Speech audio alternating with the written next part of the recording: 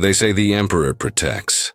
Yet when his gaze truly falls upon a world, it is not salvation that descends, but silence. It begins without fanfare. A whisper lost beneath the hum of a manufactorum, a prayer that no longer echoes through the vox. Then the lights falter, one district at a time. By dawn, the streets lie empty except for the drifting incense of burnt parchment. And when the sun rises over the spires of that once loyal city, it does so upon a tomb. No official edict is ever seen. No proclamation bears the seal of the Holy Ordos. But every trace of life, every record, every name, every soul has been neatly excised from the Imperium's memory. To the administratum, the planet never existed. To the ecclesiarchy, its faith was never tested. Yet the ashes that float through the void tell a different story, of fear, of obedience, and of the quiet efficiency of the Inquisition. For in the grim darkness of the far future, heresy is not always met with fire and war. Sometimes it is met with something far worse, the unmaking of truth itself. Before we descend into the black archives of the Inquisition, into those places where silence screams louder than any exterminatus, take a moment to lend your voice to ours. The stories of the Imperium survive only because of those who listen. So like, share, and subscribe, and let these forbidden histories continue to echo through the void. It began with a tremor in the data flow, a single corrupted entry on an administratum slate, buried deep within the planetary census of Seraph 9, a world of dust, devotion, and ceaseless toil. To the clerks who served its endless bureaucratic rhythm, it was a trivial anomaly, a misfiled tithe record perhaps, or a fluctuation in population metrics. But to the unseen eyes that roamed the Imperium's endless archives, such errors were not accidents. They were symptoms. Within hours, the anomaly reached a name: Inquisitor Rael Vorn, a man spoken of rarely and remembered less. Those who served him knew that his arrival was never announced. It was felt, a pressure in the air, a tightening of breath among planetary officials, a sudden weight upon every prayer muttered in fear rather than faith. Vorn was of the Ordo Hereticus, the silent arbiter of thought and intention. To him, heresy was not merely blasphemy against the Emperor. It was disobedience to purpose. When his ship, the Benediction of Dust, entered orbit over Seraph 9, no planetary defense batteries fired, no alarms blared. Instead, transmissions ceased. Vox channels stuttered one by one, until the world's surface fell beneath a shroud of static. Within the hives, the glow of lumen strips dimmed as the Adeptus Mechanicus rerouted power to restricted zones. The silence that followed was not the absence of noise. It was deliberate, engineered, alive. In the upper levels of Hive Damaris, Governor Luthen knelt before his private shrine. The air smelled of incense and cold metal. Behind him, the sound of bootsteps approached with the rhythm of inevitability. Vorn did not speak as he entered. His retinue fanned out, robed adepts and pallid servitors, their augmetic eyes scanning for truth in the dust. The Inquisitor merely looked upon the governor's trembling form and whispered a single phrase: "Your world remembers too much." The words hung in the air like a verdict. Outside, the hive continued its ceaseless motion. Workers toiling, preachers crying, children reciting catechisms, all unaware that their planet had already been weighed, measured, and condemned. The process had begun, not war, not judgment, but erasure. Vorn's orders moved through the Vox like a contagion, encrypted, fragmented, then erased as soon as they were spoken. From orbit, servitor relays transmitted binary edicts to surface agents already embedded among the population. To the average citizen, nothing seemed amiss. The manufactorum still roared. The arbits still patrolled. Yet beneath that illusion of order, the mechanisms of silence began to turn. In the administrative heart of the hive, clerks found entire archives missing. Whole decades of shipment records and population counts had vanished overnight. Data slates once stacked in endless towers now returned only static, and the faint scent of ozone when activated. One scribe, a gaunt woman named Prelira Voss, dared to ask why. Her overseer, a man with eyes like smoked glass, told her flatly that such records had never existed. When she protested, security drones appeared without warning. She was escorted away, her workstation sterilized, her name stricken from the duty roster before the next shift bell rang. In the catacombs below, where the vox lines ran like veins through the hive's metal bones, a different kind of cleansing began. Tech adepts of the Ordo's retinue moved methodically, reciting litanies of data purification as they severed connections, overwrote transmissions, and uploaded false histories. Their servo skulls drifted through the darkness, spraying blessed oils over the blinking conduits, as prayers merged with the hum of erasure. The Emperor's silence is mercy, they chanted, and one by one, the world's communications went dark. Meanwhile, in orbit, the benediction of dust hung motionless against the void, its hull glinting with faint sigils of sanction and secrecy. From its observation deck, Vorn watched Seraph Nime turn beneath him, clouds moving sluggishly over the hive's irradiated plains. To him it was not a world of people, but of contagions, ideas that must be contained before they spread. His face, half shrouded by the shadow of his hood, betrayed no emotion. "Commence pattern Theta 7, he murmured to his adjutant, a hollow-eyed interrogator named Solon. Solon bowed, pressing a gloved hand to his Aquila seal. "As decreed, my lord." Below, thousands of encrypted orders cascaded through the Inquisition's hidden networks, coded signals to sleeper cells, astropathic locks, and purges written into the very rhythm of the hive's power grid. The cleansing would not come as fire, it would come as forgetting.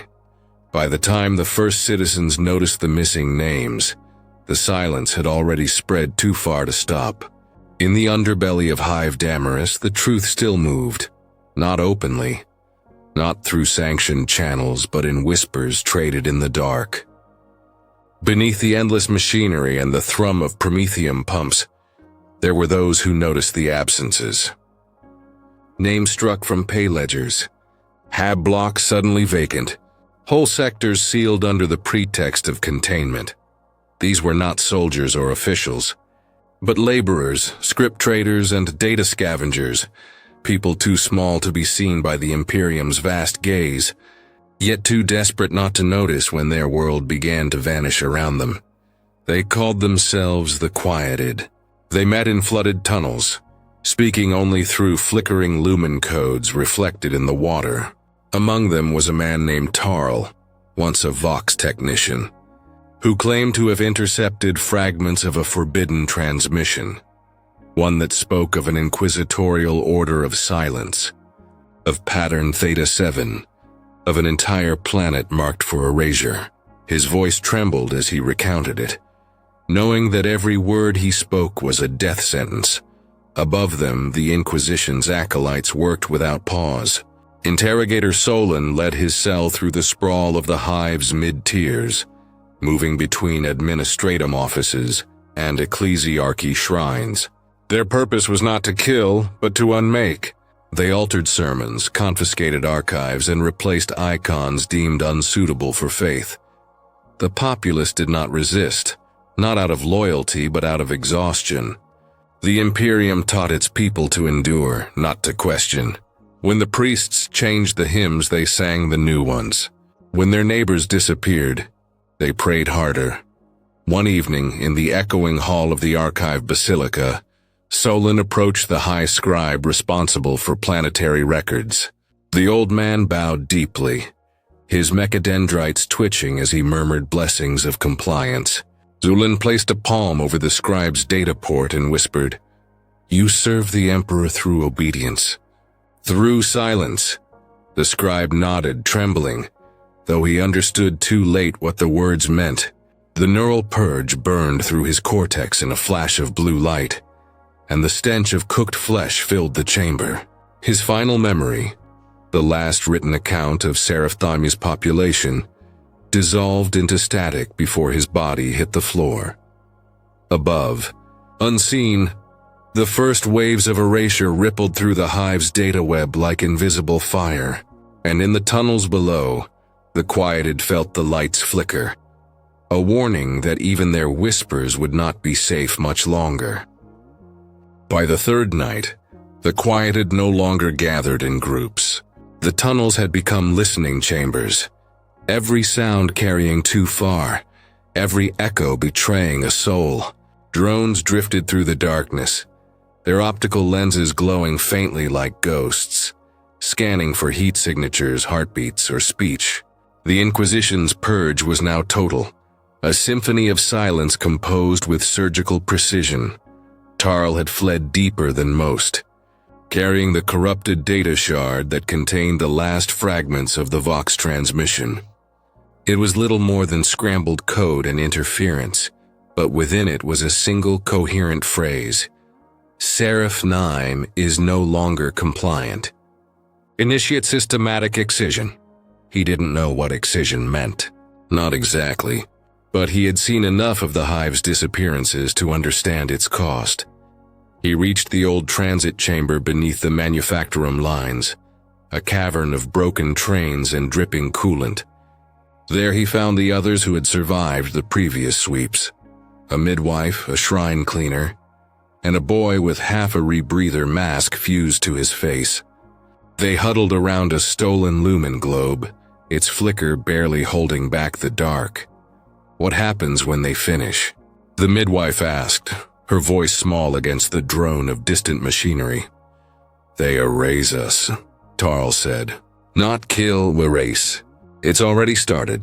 Records, memories, the machines that remember our names. Soon it'll be like none of this ever." The lumen globe shattered mid-sentence, snuffed by an unseen pulse of static. The silence that followed was complete.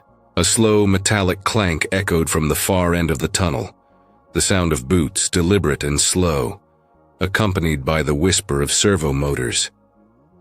Solon emerged from the dark. His armor bore no insignia, only the faint reflection of purity seals fluttering in the stale air. "You should have kept your silence," he said softly. His voice was not cruel, merely certain. Tarl lunged for the shard, but the interrogator was faster. A flash of pale light, a hiss of burning ozone, and the world folded into darkness. When the cleansing was done, the tunnel was left empty. Not a trace of life, not even blood. Servitors moved in to reseal the walls, replacing the chamber's designation on every map with a blank code. Above, life in the hive continued unbroken. The manufactorums roared. The prayers resumed. No one remembered the quieted. When the hammer finally fell, it did not sound like war. It came instead as a shift in the hive's breath, a sudden stillness in the air vents, a faint chemical tang that no one could quite name. Those who noticed were already too late. The orders from the benediction of dust were simple: containment. To the planetary command structure, it arrived cloaked as an edict from the Adeptus Arbites concerning disease control. A biopurity protocol. No one questioned it. The Emperor's will was clear, and obedience required no understanding. Barricades went up across transit routes.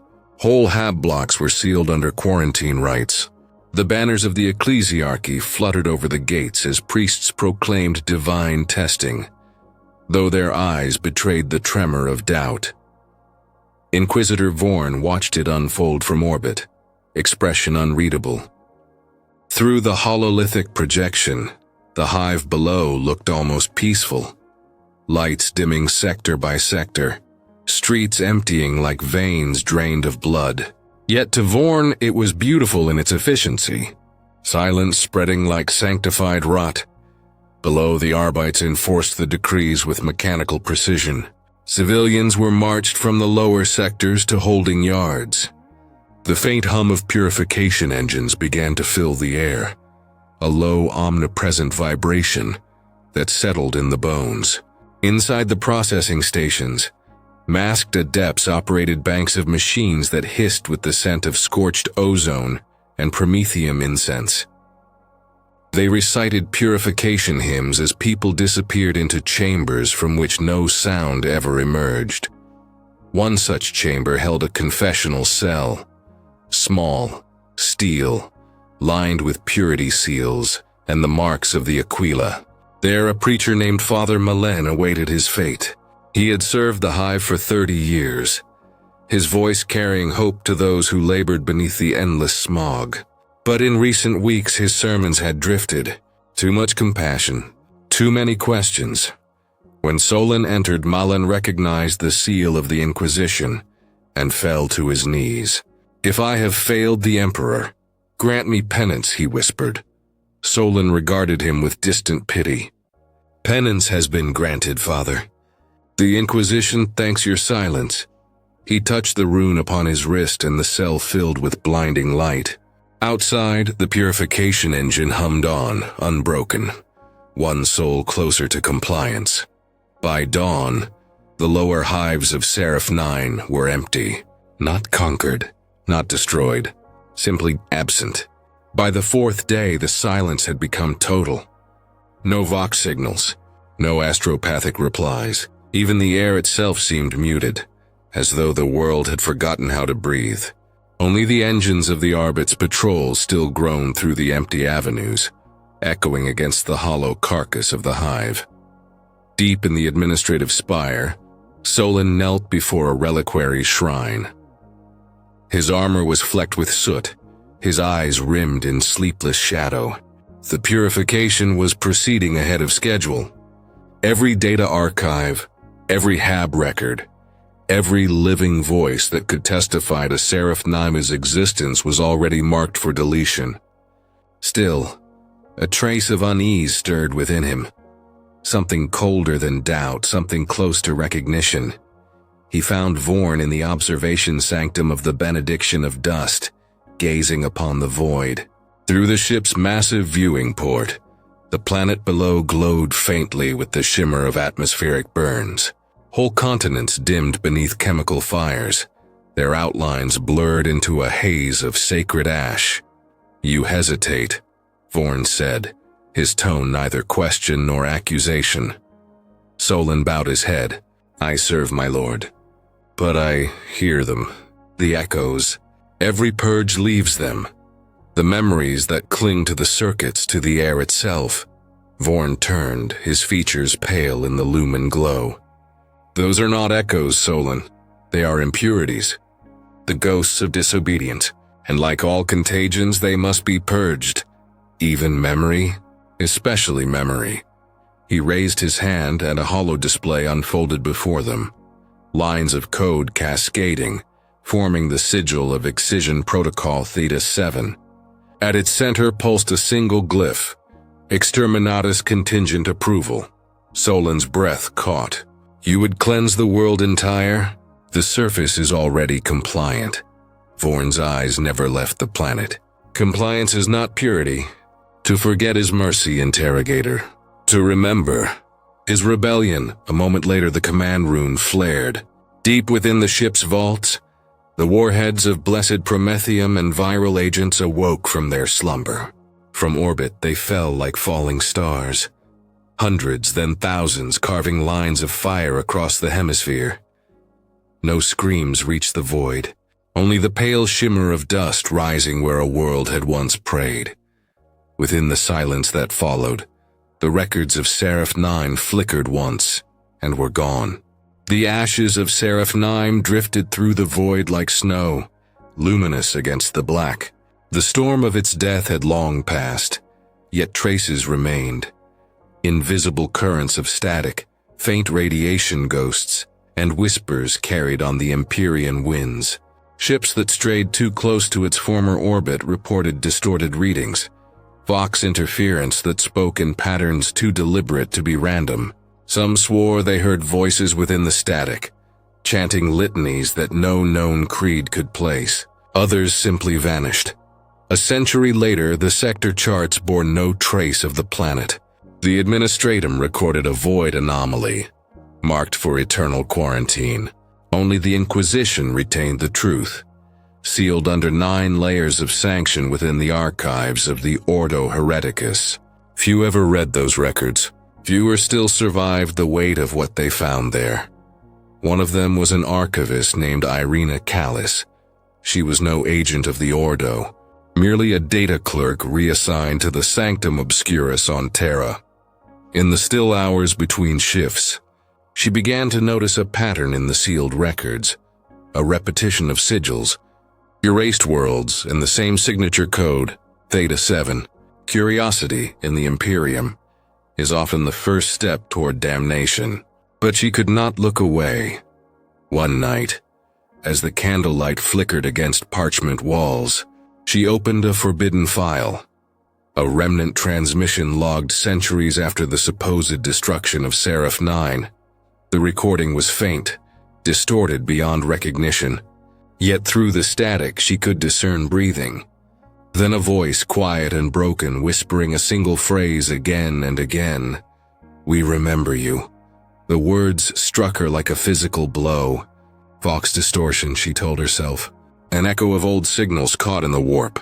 But as she replayed the fragment, the voice changed, growing clearer, closer, until it no longer sounded like a transmission at all, but like something standing just behind her.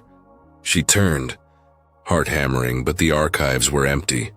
Only the shadows of stacked relics and data scrolls watched her from the dark. That night, the transmission repeated itself across 3 other archive stations, each receiving the same impossible phrase. And when the adepts traced its source, they found it emanated from nowhere, from the coordinates of a planet that no longer existed. The magos who analyzed the phenomenon called it a data echo, a lingering corruption in the noospheric weave. The ecclesiarchy called it blasphemy.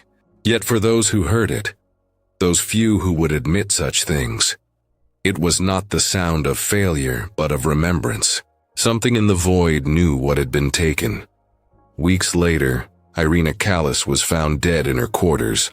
The official report cited cerebral overload, a common fate for data clerks who stared too long into forbidden archives. Her remains were incinerated without ceremony, her belongings catalogued and destroyed. But before her death, she had left a single entry scratched into her prayer slate, written in blood rather than ink. "Memory is the Emperor's shadow." The phrase spread like contagion among the lower archivists, a quiet heresy that none dared speak aloud, yet all understood. If the Emperor's light was truth, then his shadow was what he allowed to be forgotten. And perhaps in that shadow something stirred. In the deep void beyond the segmentum obscurus, an unmarked freighter passed through what should have been empty space. Its crew, smugglers and exiles, reported strange flickers on their auspex. The stars blinked in unfamiliar constellations. Then the clouds appeared, faint motes of glowing dust, swirling like a phantom atmosphere. Within them, shapes moved, towers, spires. The outline of a world glimpsed for only a heartbeat before the ship's systems crashed into chaos. When power returned, their astropath was gone. His seat empty, restraints unbroken. The vox crackled once, a whisper threading through the static. Seraph remembers. The captain logged the incident, burned the logs, and swore to never return. Yet others did. Explorator fleets charted the region, only to report that every attempt to scan the coordinates returned conflicting results. A gravitational anomaly here, a radiation spike there, sometimes nothing at all. And always the same faint signal in the static, a heartbeat where there should be none. Some said it was the warp playing tricks. Others believed it was a curse, the echo of a world erased but not absolved. The Inquisition, of course, denied everything. But among the astropaths of Terra, there grew an unspoken belief that when a world dies without witness, the void itself learns to remember. The ordos of the Inquisition do not speak of conscience. To them, morality is a tool, a relic of a simpler age when faith still needed to explain itself. In their sanctums of stone and iron, judgment is not a question of guilt, but of utility. What serves the Imperium survives. What threatens its truth even by existing is cast into silence. Yet within that silence lies the most enduring war of all. A war fought not with bolters or fleets, but with remembrance and forgetting. Inquisitor Rael Vorn had served the Emperor's will for more than a century. He had watched 1,000 worlds burn, each one disappearing neatly into the void of record. Yet even for him the echoes of Seraphnim refused to fade. He would hear them in the hum of his ship's engines, in the static before sleep. That same faint whisper, "We remember you." He dismissed it as neural fatigue, a phantom lodged in the cortex after too many purges. But somewhere within him a sliver of unease took root. He returned to Terra, as all Inquisitors must eventually do, bearing his sealed reports and his unquestioned loyalty. Within the marble labyrinth of the Ordo Hereticus, he stood before the conclave of silent thrones. 12 Inquisitors draped in mourning black, their faces hidden behind gold-masked visors. They asked him nothing. They never did. His deeds were already known, his faith already measured. He recited the rites of completion, offered his oaths, and laid his data seals upon the altar. When it was over, one of the masked figures leaned forward and spoke. A woman's voice, soft and distant like wind through catacombs. "You have done well, Rael Vorn. The world is forgotten." "Yes," he replied. But his voice carried hesitation, the faintest fracture of doubt. The silence that followed was long and deliberate. Then the voice asked, "Do you remember it?" Vorn's throat tightened. In the heavy incense of that sanctum, memory rose unbidden. The faces of those condemned, the flicker of light across the dying hive, the unbroken echo that haunted his dreams. He lowered his gaze. "I do." The conclave's visors turned toward him in perfect unison. "Then you are not yet pure." They did not order his death. The Inquisition does not execute loyalty. It refines it. Instead, Vorn was sent to the vault of St. Nereus, a place spoken of only in whispers buried beneath the crust of Luna. There, among endless aisles of memory stones and sealed reliquaries, those who faltered in faith were given a final task: to forget. The vault was vast and cold. Each chamber was filled with crystalline data crypts, humming faintly with the lives of 1,000 forgotten worlds. The air smelled of oil and sanctified decay. Servitors glided between the pillars, carrying censers of narcotic incense that dulled thought and blurred recollection. At the chamber's center stood the throne of unburdening, a machine shaped like prayer given form, its limbs adorned with chains and whispering vox scrolls. When they bound him to it, Vorn did not resist. He understood. To question the Emperor's will was heresy. To remember what the Emperor had ordered forgotten was blasphemy. The machine's needles slid into his skull like a lover's touch, and the world dissolved into fragments of light. He saw Seraphnim again, not burning, not dying, but whole. Its towers gleamed beneath the false dawn, its streets filled with the hum of labor, its people kneeling in faith unbroken. For one impossible moment he believed he could save it, but then the image shattered, dissolving into the sound of his own breath. "We remember you." The whisper came not from memory but from within. It was not the voice of ghosts, nor the warp, nor any heresy that could be named. It was conscience, that final, forbidden thing. When the process ended, his mind was blank. His name, too, was struck from the records. The benediction of dust was reassigned to another, its history rewritten. Rael Vorn ceased to exist, a casualty of the Emperor's quietest war. Yet somewhere in the void, among the drifting ashes of Seraphnim, the signal pulsed once more, faint, steady, Patient, we remember you, somewhere deep within the Imperium. Perhaps even the Emperor himself heard it. And if he did not silence it. For in the endless dark, where faith and forgetting are one, even silence must sometimes remember.